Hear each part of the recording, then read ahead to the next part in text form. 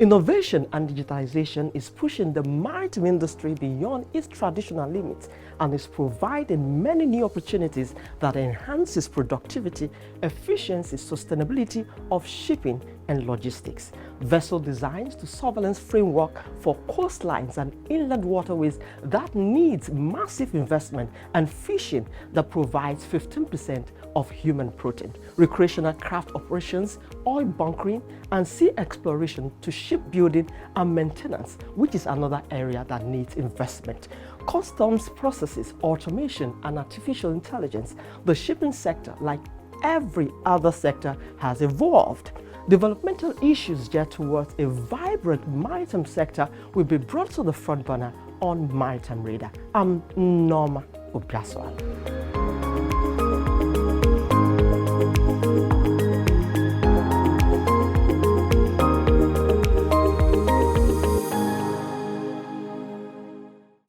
Statistics show that Nigeria pays about $9 billion in freight each year to foreign ship owners, either to export oil or to import finished goods. As of today, Nigeria derives no benefit from the freight incurred. A substantial amount of freight exchange is being lost to foreign shipping operators and owners. From available records, the value of vessels engaged in 3 areas of Nigeria's shipping business, namely offshore rigs and support vessels, coastal cabotage trade, import and export trade, amount to over $20 billion. The consensus is that if Nigeria can gain a foothold in its shipping industry, the potential would be enormous. If shipping activities are properly harnessed, shipping will be ranked next to oil in foreign exchange earnings, if not overtaken, as oil is a wasted asset, but shipping is eternally relevant. In this episode, our focus will be on the huge volume of imports and exports, what Nigeria is doing to end foreign dominance and give voice to local practitioners. But before we get further into the lineup of today's program, let's find out the latest in maritime news.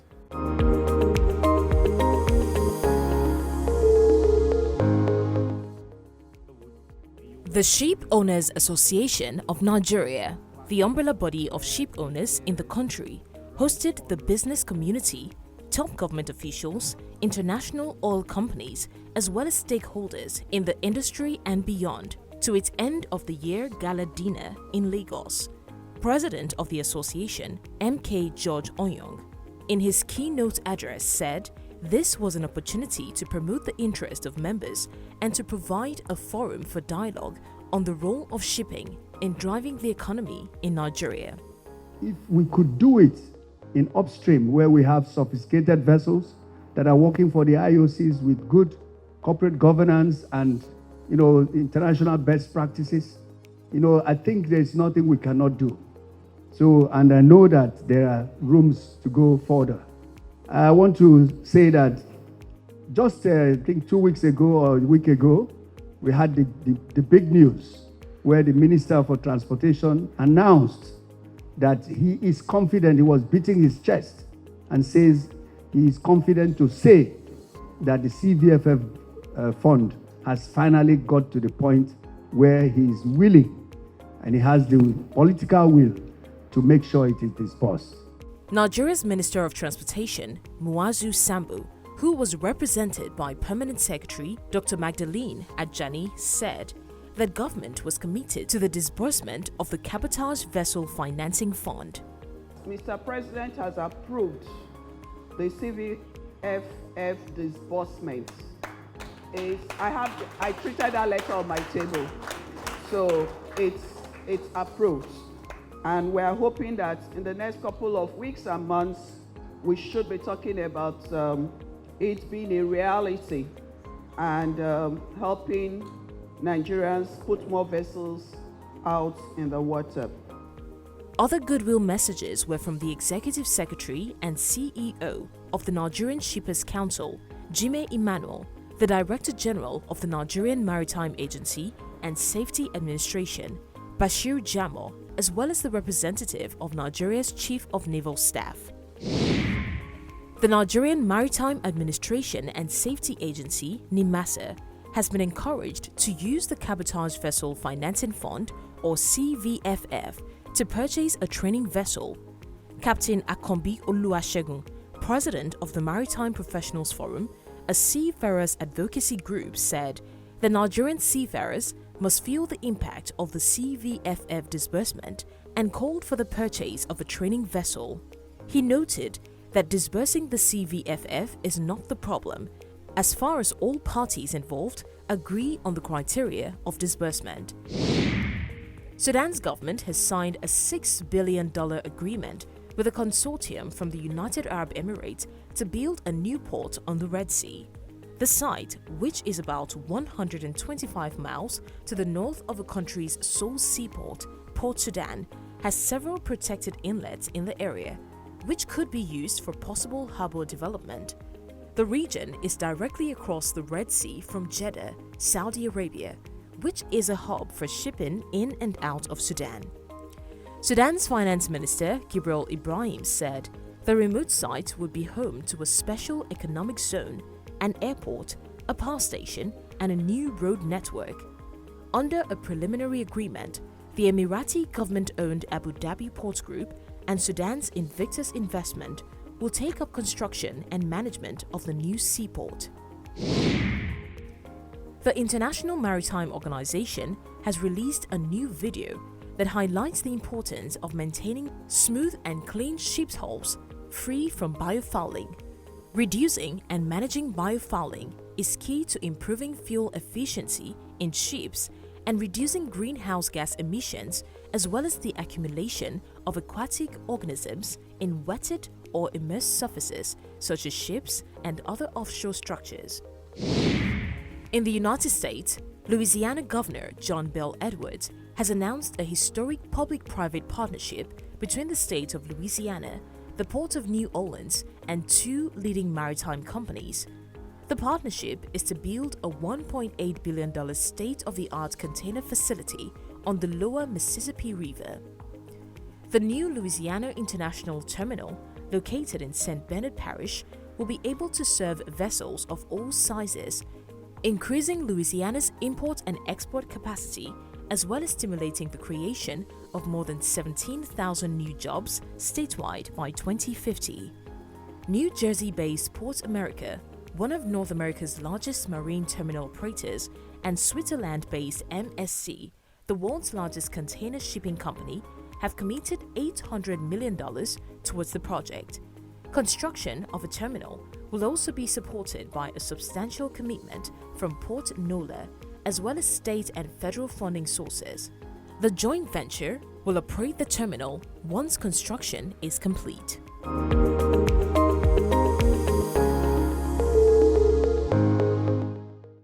This is Africa. I bet you've heard a lot about it. But this is what you need to know. It's the home of the youngest and fastest growing population in the world. This, my friend, is opportunity right here. This is the future, and everyone wants Africa's attention. You need a voice that's African, young, conversational, a platform with the potential to reach millions of people across the continent with content they can relate to, such as lifestyle shows, sports, and news, just the way they love it. Imagine all the people you could be talking to on News Central TV. Well, don't just think about it. Contact us for sponsorship and advert bookings. Put your brand where Africa is watching. It's News Central TV.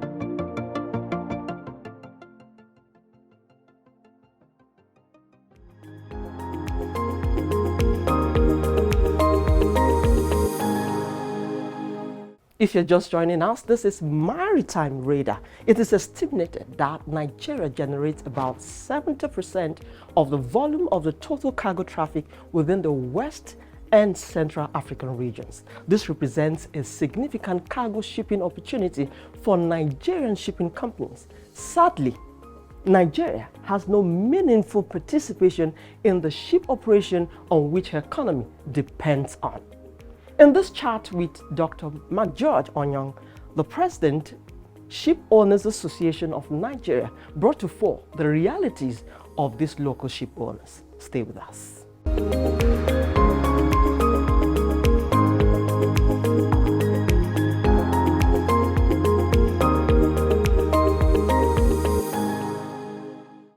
let's start this conversation with this fact that the maritime industry is a gold mine. How then can we unlock the potentials? I mean the idle potentials in the industry. Well, I want to thank you for having me in this TV. I'm very impressed about what I see here. Back to your question. The maritime industry is a gold mine, is an understatement. It is the biggest business in the whole world. It is nearly 90% of global trade. And there is nothing to show for it but the numbers. And if you have your phone and you can Google, you can see what the maritime industry is producing. It is a $16 trillion business. And that means that's per annum. That means, by my count, about $43 billion a day and about $1.8 billion an hour and $30 million per minute. That's how big the maritime industry is. And by translation into profits, the major 11 companies, the first 11 major international shipping companies in the world, last year was a joke because they made $1 billion profit every month, all of them. But this year is a diamond mine, not even a gold mine, because Maersk Line, if I may mention their names, Maersk Line, COSCO Shipping, MSC, and the likes, Gramade Shipping, each of them makes or have made, this is December, $3 billion a month consistently from January 2022 till date. That's how huge the industry is. So why have we let the potentials? You see, those who don't wear soccer boots don't play international football. If Kanu Ankwo appears in the field with sneakers, he can't even sit on the bench. Without ships, there's no shopping. If we have ships in Nigeria, we'll get into the arena and play. You don't go to the ocean, to look around. Christopher Columbus, Mungo Park, that discovered the River Niger, he came with a sailboat. And that is why we have River Niger and River Benue today. If we can make these huge monies from the industry, why the neglect? You see, by MPA's count, MPA made $2 million a day. If you calculate their income in their last report, $2 million a day in a business where you have $42 billion a day globally means we need to step up the game. So these are all the factors. We complain about ports, we don't have ships, international ocean-going ships, and so on. We have vessels, we have ships that are doing oil and gas and then coastal shipping and so on and so forth. Even Nigerians that own international ocean-going, they don't flag it Nigeria.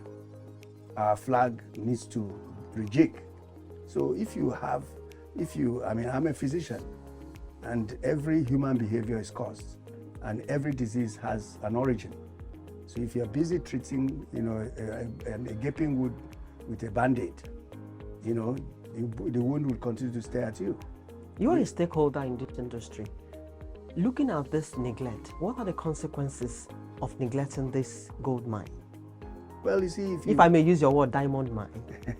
You see, the consequences are too many. Poverty, lack of employment, just name it. A bad economy, and poverty and disease. That's what you get, and that's what we're getting here. Because I'll give you an example. Norway has 5.3 million people in Norway, but they own, they are registered about 24,000 ships, and their waters are frozen 8 months in a year. And Norway's economy reserve is about $40 trillion. So talk to me. What we need is ships. When I spoke to the minister, when he first his inaugural outing with us, stakeholders, and I spoke truth to power that the problem of the maritime industry is 3 problems. Number 1 is ship, number 2 is ship, number 3 is ship. And that brings me to this question. You are the president of the Ship Owners Association of Nigeria. Take us through the realities of the local ship owner. The realities of a local ship owner is that, let's go upstream, for instance, all the PSVs, that's platform support vessels, anchor handling tugs, you just name it, dive support vessels. We have them here. We have some of the most sophisticated vessels that are servicing the oil and gas industry. These vessels are very expensive. Some of them cost, $70 to $80 million. Nigerians are operating them, and they're using global best practices and good corporate governance, and they're working for the IOCs.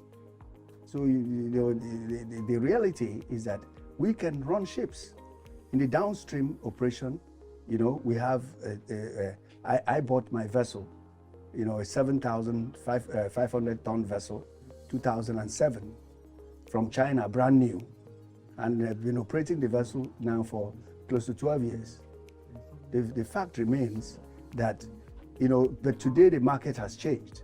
We are looking at MR vessels that are up to 40 to 80,000. It's like having a 737 aircraft, and you want to upgrade to a DC-10. All you need to do is to have the captain upgrade his license, and he can pilot a DC-10. So the fact is, we need to train crew, we need to upgrade our fleet, but even then, we have so it should not be left in the hands of maybe government agencies like NIMASA to do the training. Is that what you're saying? Before I go to that, let me just end by saying that because you talk about ship owners, yes. And this is where some people think we don't have capacity. Okay. We have capacity because we are servicing both the downstream and the upstream industry. And even the MR ships that we're talking about, I have one of our members that owns close to 13 of the 40,000 level vessels that are operating even internationally. So it's not rocket science. So when you talk about NIMASA, I don't work for NIMASA, and of course every regulatory agency, or MDA that's working, has an act that established them, and they have their duties. I've not looked into the fact whether they're supposed to train or not to train. They know what they're supposed to do, but the fact is that if you train 2,000 seafarers, it's like... As a ship owner?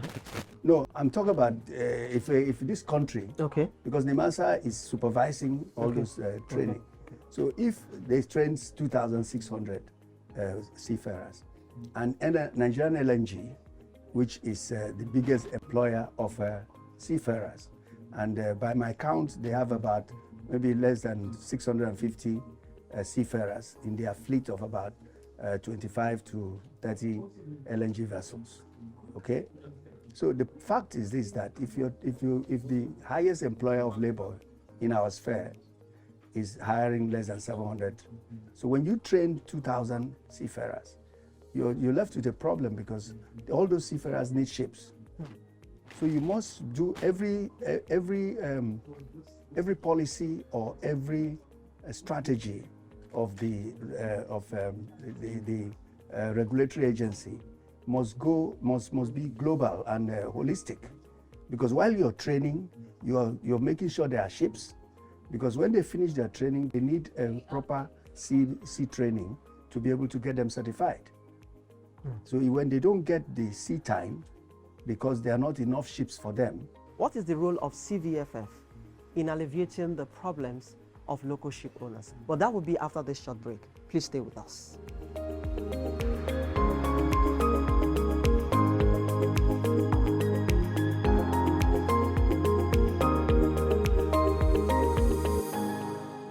News Central TV, Africa's #1 storyteller, has come with the best of both worlds. With a combination of news app and live TV, we ensure that you keep track of the latest headlines, breaking news, and in-depth analysis from professional journalists from around the continent.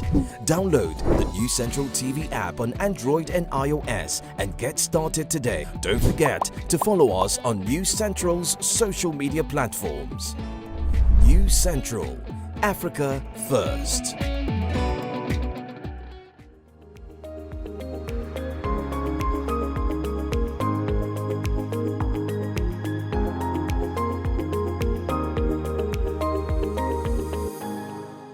Welcome back. If you're just joining us, this is Maritime Radar, and I still have with me in the studio Dr. Mkgeorge Onyung.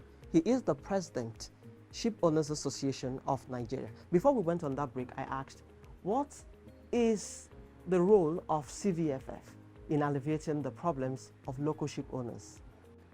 Well, the CVFF is God sent, and it was in the wisdom of our regulators and the legislators in 2003 to see that they understand that the economic prosperity depends on the wealth of the ocean.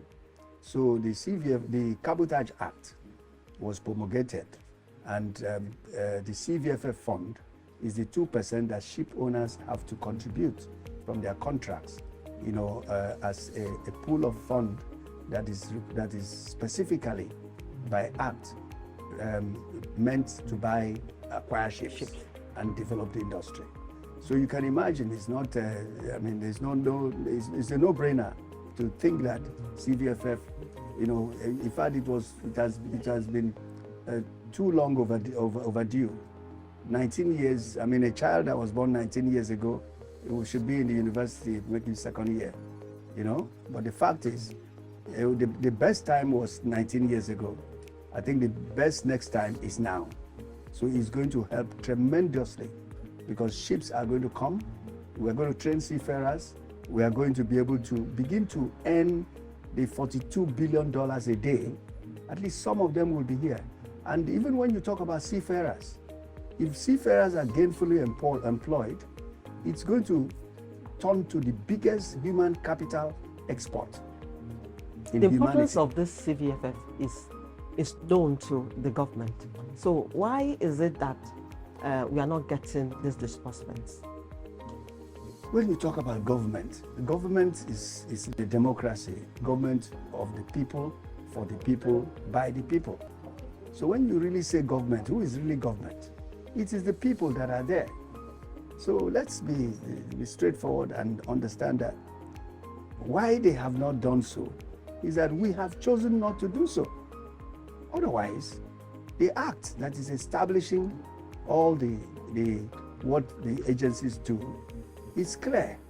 And when you talk about the law, it's the simplest language that law is written on. Every basis of law is on a very simple language. That's why ignorance is never an excuse to disobey the law. So my point is that everything is written in black and white. What they need to do. So now that the Minister for Transportation has pronounced, it's a thing of joy, and we welcome it wholeheartedly because it is going to alleviate a lot of suffering for everybody. More people will be gainfully employed, seafarers will be trained, we will begin to leave some dollars here. And I tell you, NNPC, with all due respect, if they had no oil to sell, shipping would be the biggest source of foreign exchange in Nigeria. Looking at the World Maritime Day theme, new technologies for greener shipping, what conversations are the local ship owners having around this? Well, the conversation and the God-given opportunity we have is the Dangote refinery. Dangote refinery would naturally produce low sulfur fuel, so that would be a good source of it. Also, we are using what the whole world is a strategy of expected time of arrival of the ship. If a ship is going to Calabar, for instance, and the ship will have to start when it will arrive early in the morning. There's no need for a ship to leave Lagos and go and arrive in Calabar on a Sunday when nobody would attend to the ship, because the ship will continue to burn fuel and, of course, carbonize the atmosphere.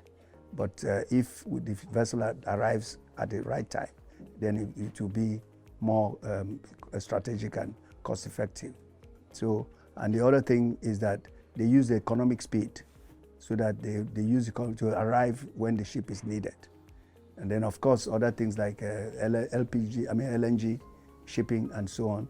And then we're looking at autonomous ships, of course that costs money. And that's a fine place to end this chat. The problems of maritime industry is ships, ships and ships. No shipping, no shopping. Those are the words of Dr. Mkgeorge Onyung. He is the President, Ship Owners Association of Nigeria. I must thank you most kindly for coming on the program.